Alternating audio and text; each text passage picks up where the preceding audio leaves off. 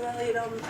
Dan kun je afvragen van waarom is dat zo gegaan. Nou, dat deze commissie zegt, dat is allemaal keurig verlopen. We hebben het allemaal goed Dat vind ik echt onbegrijpelijk dat ze dat zeggen.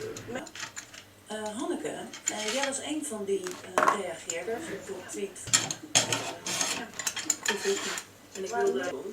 Maar ze kunnen het niet meer opbrengen. Hoe gaan we depressie bestrijden? Maar betekent al dat, die want problemen. Die zaken hebben we ook veelvuldig hier aan tafel besproken. En het waar ik ook aan moest denken, de laatste tijd, zeker ook door de populariteit van Jacinda Ardern in Nieuw-Zeeland. En je wordt wie je bent uiteindelijk door wat je is gegeven en wat je mag leren of wat je mee kan nemen.